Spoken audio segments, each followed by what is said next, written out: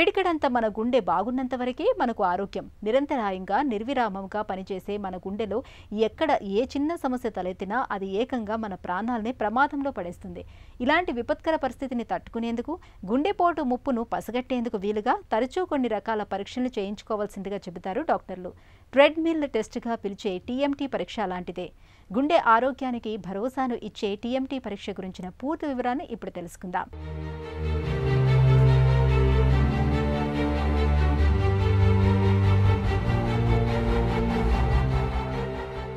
మనకు తెలిసిన వాళ్లలో ఎవరికైనా హఠాత్తుగా గుండెపోటు ముంచుకొచ్చి ప్రాణాల మీదకొచ్చినప్పుడు మనలోనూ ఆందోళన మొదలవుతుంది.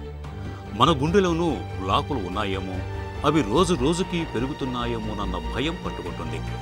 ఇలాంటప్పుడు గుండె ఆరోగ్యాన్ని పట్టి చెప్పే ప్రాథమిక పరీక్షల్ని చేయించుకోవటం అన్ని విధాలా మేలు.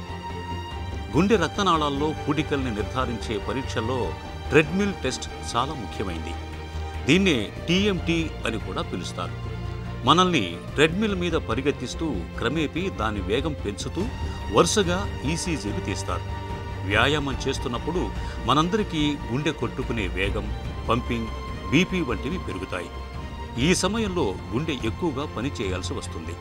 దీంతో గుండెకు రక్త సరఫరా కూడా ఎక్కువగా అవసరమవుతుంది.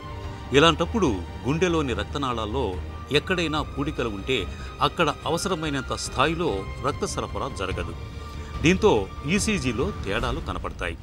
ట్రెడ్మిల్ పరీక్షలో మరికొన్ని ప్రయోజనాలు ఉన్నాయి.